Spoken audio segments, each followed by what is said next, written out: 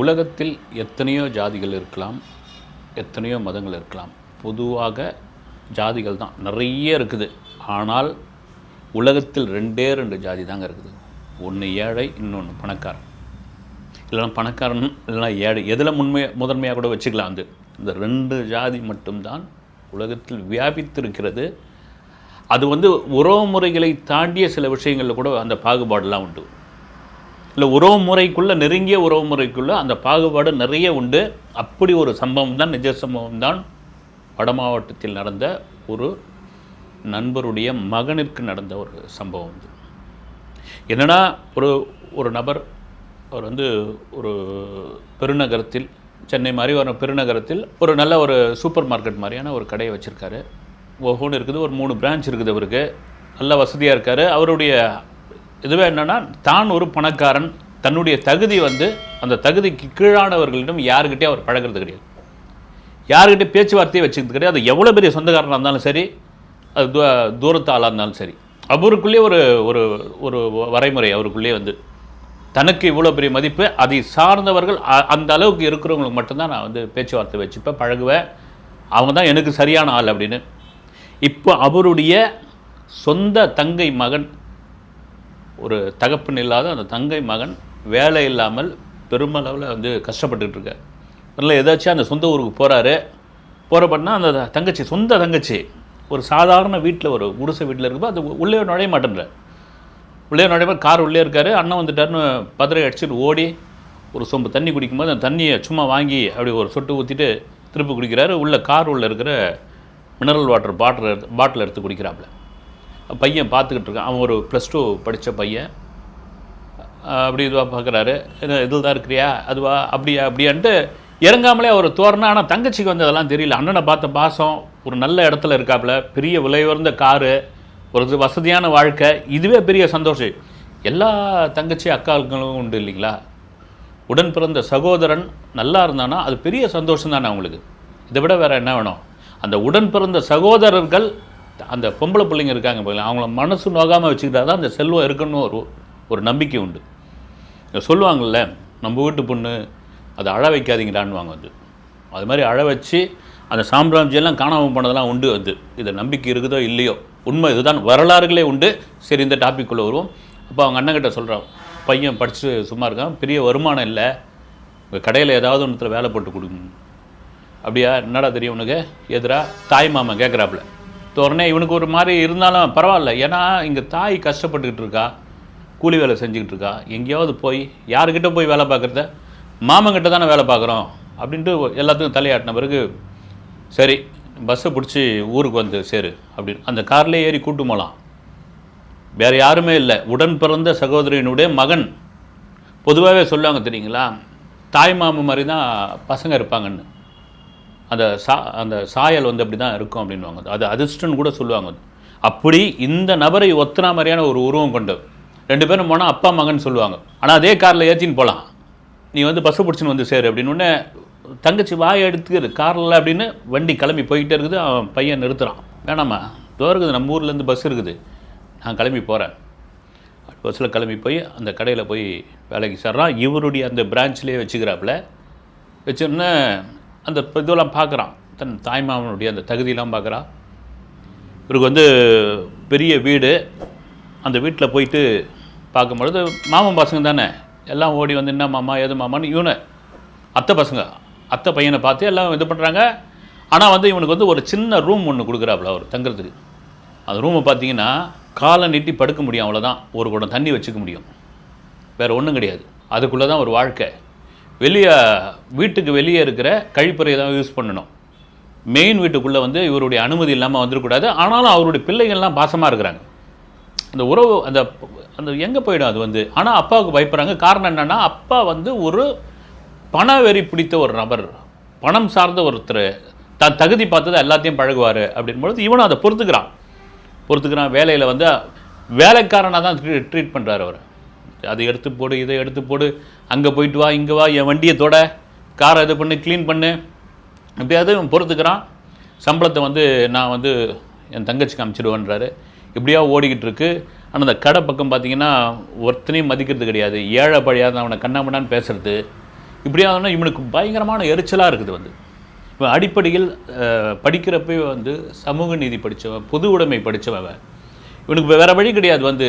ஏன்னா தாய் கஷ்டப்பட்டுக்கிட்டு இருக்கா, வேறு என்ன பண்ணுறது, சரி பல்ல கடிச்சு கொஞ்ச நாள் இருப்போம், இதே சமயத்தில் வேறு ஒரு வேலை தேடிப்போம். அதே சமயத்தில் இவன் தாய் மாமனாக இருந்தாலும் இப்படி வந்து ஒரு பணம் பெரிய பிடித்த பேய் மாமனாக இருக்கிறானே இவனை அப்படின்ட்டு அவனால் தாங்க முடியல.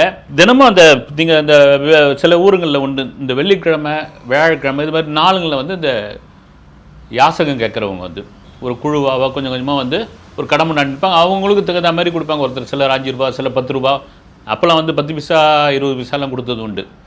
சில பேர் ரொம்ப கடுமையானவர்கள் விரட்டி விட்ருவாங்க. என்னென்னா அவங்க வந்து வாரத்துக்கு ஒரு நாள் வர ஆட்கள் தான், ரெகுலராக ஊருங்களில் நம்ம பார்த்துருப்போம். அப்படி வர்றவங்க என்ன பண்ணுவாங்க, ஒவ்வொரு கடையாக பக்கத்தில் இருக்கிற ஒரு சின்ன கடை வரைக்கும் மனசு சிரிச்சுக்கிட்டு வர நபர்கள், அதிலும் வயதானவர்கள், நோய்வாய்ப்பட்டவர்கள், சிலர் தொழுநோயாளிகள் கூட இருப்பாங்க, அது சொல்லக்கூடாது வந்து. அவங்க கூட வந்து நிற்பாங்க வந்து. இந்த கடையை பார்த்தவொடனே சபிச்சுக்கிட்டே போயிடுவாங்க வந்து. இவனுக்கு ரொம்ப எரிச்சலாக இருக்கும். அவ்வளோ வியாபாரம் நடக்குது, கல்லா நிறைய பணம் இருக்குது, 5 பிரான்ச்சில் இந்த வருமானம் வருது. ஒரு ஏழைக்கு கொடுத்தான்னா, ஒரு அன்னதான திட்டத்துக்கு வந்து ஏதாவது காசு கொடுத்தான்னா, இவ்வளோ பெரிய ஒரு கருமையாக இருக்கிறான் இவன், தகுதி பார்த்து பழகிறான் அவன். இவனுக்கு தாங்க முடியல, ஆனால் சரி பொறுத்துக்கிட்டு இருக்கான். ஒரு கட்டத்தில் அந்த தாய்மாமன் முதலாளின்னு வச்சுப்பேன், அந்த நபர் இல்லாத பொழுது இவனுக்கு மனசு தாங்கலை. வர பிச்சைக்காரனெல்லாம் கூப்பிட்டு ஆளுக்கு 10 ரூபா போடுறான். இதை வந்து இந்த சிசிடிவி கேமராவில் அந்த நபர் பார்த்துடுறார். வந்து நேராக வந்து 2 அறை, அது இவனுக்கு பொறி கலங்கி போகுது. என்னென்ன பொறி கலங்கி போகுது, என்ன நான் கொடுக்கல, நீ என்ன அவ்வளோ கொடுக்குற, யார் விட்டு காசு இடாது இது எடுத்து நீ கொடுக்குற நீ. அவருக்கு என்ன ஆகிப்போச்சு, காசு எடுத்து கொடுத்ததை தாண்டி இவனுக்கு என்ன தகுதி இதுக்கு இருக்குது என் காசு எடுத்து கொடுக்கறதுக்கு. அதே போல் இவன் எடுத்து கொடுத்து இவன் தான் முதலாளி மாதிரி அங்கே நடந்துக்கிட்டான் அப்படின்ற ஒரு ஈகோ வந்துடுச்சு. அவங்க என்ன பண்ணுறாங்க, ஐயா சாமி இந்த கடை பக்கமே வராத ஆள் நீங்கள் கூப்பிட்டு கொடுக்குறீங்க, புது முதலாளியான்னு கேட்டுட்டானுங்க 2-3 பிச்சைக்காரங்க. கேட்டவுடனே இவனுக்கு கோபம் தாங்க முடியல. அந்த ஃபோன் வழியாக அந்த கேமராவில் பார்த்துட்டு அடித்தவொடனே இவனுக்கு பொறி கலங்கி போச்சு. இப்படியாப்பட்ட ஒரு மானங்கட்ட வாழ்க்கை நம்ம வாழணுமா, ஸோ கிளம்ப வேண்டியதானே. ஆனால் உள் மனசு என்ன சொல்லுது, இவனுக்கு நீ தகுந்த பாடம் கற்றுக் கொடு, யார் தாய்மாமனுக்கு அப்படின்னு சொல்லுது வந்து. இவனால் பொறுத்துக்க முடியல, சரி ஓகே இருப்போம் அப்படின்ட்டு இருக்கும்பொழுது வீட்டுக்கு லஞ்ச் டைமில் காரில் ஊர்லேருந்து ஏற்றின்னு வராத ஆள் வந்து பின்னாடி உட்காரு அப்படின்னு சொல்லி வீட்டுக்கு கூட்டும்போது இந்த அடிக்கடி ஒரு சம்பவம் மட்டும் இவனை உறுத்துக்கிட்டே இருக்கும். அது பெட்ரோல் பங்கில் போய் வண்டி நிற்கும். நின்ன உடனே எவ்வளோக்கிங்கன்னா ஒரு 1000 ரூபாய்க்கு போடு அப்படின்னு ஒன்று போட்டு முடித்த பிறகு இந்த நபர் இருக்கார் இல்லைங்களா, அந்த இவனுடைய தாய்மாமன் இறங்கி வந்து அந்த வண்டியை தொட விடக்கூடாது. வேறு பெட்ரோல் போட்ட பசங்க வண்டியை தொடக்கூடாது, அங்கே அப்படி தான் பிடிக்கணும். ஏன்னா விலை உயர்ந்த கார் வந்து இதை தொடுறதுக்கு உனக்கு என்ன தகுதி இருக்குது. அதே போல் டேங்க்கை வந்து நீ மூடக்கூடாது, நான் தான் மூடுவேன். கரெக்டாக டேங்க்கில் வந்து பெட்ரோல் கரெக்டாக இருக்குதா, ஜீரோவுக்கு வந்து பார்த்துட்டு கரெக்டாக இதுவாக இருக்குதா, மீதி சில்லறை கொடுக்குறியா, இப்படி ஒரு கடுகடான ஆள் வந்து அவங்களுக்கே வந்து என்னையா வந்து இந்த காலத்தில் இப்படியாப்பட்ட ஒரு ஆளாக இருக்கிறான் வந்து. வண்டியை தொடக்கூடாதுன்றான், தகுதி பார்க்குறான், இங்கே நில்லுன்றான். பெட்ரோல் போடுறவன் என்ன மனுஷனா இல்லையா இதெல்லாம். அதாவது அது முதலாளி வரைக்கும் போகுது. விடியா அவன் பெரிய மனுஷன் அந்த ஊரில், நீ விடு, நீ பெட்ரோல் பண்ண, அவன் பெட்ரோல் போட்டு போகிறான போ அப்படின்றாங்க வந்து. இவனுக்கும் உள்ள எரிச்சலாகுது ஒரு கட்டத்தில் வந்து. அதனால் இந்த பெட்ரோல் போடுற பசங்க வந்து இவனை மதிக்கிறதே கிடையாது. நீங்கள் எப்போவுமே கீழே உள்ள நபர்கள் வந்து எல்லோரும் உங்ககிட்ட வேலை பார்க்குறவன் பொறுத்து போவான், மற்றவனை போய் நீ அது மாதிரி ட்ரீட் பண்ணேன்னா ஆவான், போடா அப்படின்வான். நீ வேணா உன் இது கொண்டா நீ ராஜாவாக இருக்கலாம், எனக்கு அதை பற்றிலாம் கவலை கிடையாது அப்படின்னு. இவனுக்கே அந்த எரிச்சல் தான் இருக்குது. முதல்ல இங்கேருந்து கழண்டு போயிட்டு வேற ஒரு வேலையை தேடணும், வேற ஒரு இடத்துல போகணும். அதே சமயத்தில் இவனுக்கு இந்த ஆணவ திமிரு, தகுதி, பணக்கார புத்தி, இதுக்கு வந்து ஒரு ஒரு ஒரு கொட்டத்தை அடக்கணும், ஒரு வழி பண்ணணும்னு யோசனை பண்ணிக்கிட்டு இருக்கான். ஒரு நாள் அது பிறகு தான் வந்து மத்தியான சாப்பாட்டு வேலை நேரம் ஆயிடுச்சு. பரபரக்க வரான், பெட்ரோல் கம்மியாக இருக்குது, அதே பங்கில் நிற்கிறான். இன்னும் அதே அதட்டலே போடுறா, ஒரு 2000 ரூபாய்க்கு போடுறா, கரெக்டாக ஜீரோ கட்டுறா, அது இதுன்னு அதே போல் வண்டி தொடாமலே போடுறாங்க. போட்டு முடித்த உடனே போட்டியா இதுவா சரிட்டு காரை எடுத்துன்னு போக ஆரம்பித்த உடனே பெட்ரோல் மூடலை. ஏன்னா அந்த பசங்க மூட மாட்டாங்க, அந்த டேங்கை அவர்கள் தொடமாட்டார்கள். இந்த நபர் தான் வந்து, இந்த ஓனர் தான், கார் ஓனர் தான் வந்து அதை மூடிட்டு போவார். இவருக்கு பசி தாங்க முடியல, நேரம் ஆகிப்போச்சு, வேகமாக வண்டி எடுத்துன்னு போகிறாரு. போட்டவனுக்கு என்ன ஆகிப்போச்சு, போடுறீ மவனை தரக்க இது லாக் பண்ணல, போ ராஜா அப்படின்ட்டு இவன் முடிவு பண்ணுறான். ஆனால் அந்த பையனுக்கு வந்து மனசு கேட்கல வந்து, ஐயோ ஏதாவது அசம்பாவிதம் ஏற்பட்டா, அவன் தான் ஒரு மூடத்தனமாக நடந்துக்கிறான், நமக்கு எங்கே போச்சுன்னு வண்டியை எடுத்துக்கிட்டு 2 வீலர் எடுத்துக்கிட்டு ஓடுறான். அந்த காரை வந்து சேஸ் பண்ணுறான். இந்த ஆள் கண்ணாடி வழியாக பார்த்துட்டு என்னடா இவன் நம்மளை துரத்தின்னு வரான்ட்டு இவருக்கு ஒரு பயம் வந்து மறுபடியும் வேகமாக ஓட்டினோடனே ஒரு கட்டத்தில் வந்து இப்படி வந்து குறுக்க நிற்கும் பொழுது எழுந்து கார்லேருந்து எழுந்து போய் அந்த நபரை வந்து அடிக்கிறான் வந்தவொடனே. ராஸ்கல் என்னடா நினச்சிட்டு இருக்க நின்று போலான்னு ஒரு 2 ஏரா விழுந்தவொடனே உள்ளே இருந்த இவனும் அந்த பையனும் பதட்டமாக வரான். தாய்மாமனுக்கு இப்படி அடிக்கிறானுன்ட்டு.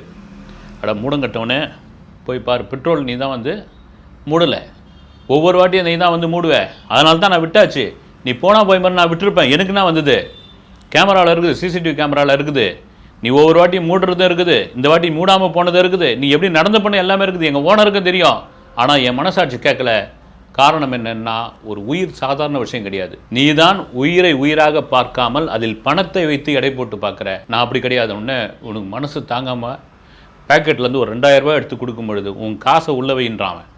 உன் காசை உள்ளவை, நான் வாங்குகிற சம்பளமே 2000 ரூபாவாக இருந்தால் கூட, மாத சம்பளமே 2000 ரூபாவாக இருந்தால் கூட, நாங்கள்லாம் தன்மானத்தோடு வாழறவங்க, பணங்காசுக்கு வந்து இது கொடுக்குற ஆள் கிடையாது, நீ வச்சுக்கன்னு சொல்லிவிட்டு அவன் கிளம்பி போகிறான் பாருங்க. போட்டவொடனே தான் இவன் உள்ளே இருந்த அந்த தங்கச்சி மகன் அடிக்க வேண்டிய அடியே அவன் வந்து பலால் அடிச்சுட்டு போன மாதிரி இருந்தது. அந்த அந்த நடை ஒரு ஏதாவது சொல்லுவாங்கள்ல, ஒரு நல்ல மாட்டுக்கு ஒரு அடி, நல்ல மனிதனுக்கு ஒரு சொல் அப்படின்ற மாதிரி இவனுக்கு அந்த ஒரு சொல் ஒரு செயல் வந்து செயலிழந்து போகுது. அன்ற நொடியிலேருந்து அந்த வீட்டுக்குள்ளே போனவுடனே இவனுடைய அறையை காலி பண்ணுறான், இங்கே வந்து படுன்றான். இவன் வந்து என்ன சொல்கிறான், நான் வேறு வேலை மாற்றிட்டேன் மாமா, நான் கிளம்புறேன்றான். இவனுக்கான தன்மானன்னு ஒன்று இருக்குல்ல, நீ திருந்திட்டில்ல, இதுக்கப்புறம் நீ திருந்திடுவேன், எனக்கு இதுக்கப்புறம் உங்ககிட்ட வேலை பார்க்கணுன்னு அவசியம் கிடையாது, எனக்கு பல இதுவும் இருக்குது, நான் கிளம்புறேன்றான். வெட்கி தலை குனிகிறான் வந்து. அப்போ எந்த பணமும் தகுதியும் அவன் கண்ணுக்கு தெரியல. இது தாங்க யதார்த்தமான வாழ்க்கை, யதார்த்தமான உலகம். அடுத்த வீடியோவில் சந்திக்கிறேன். நன்றி.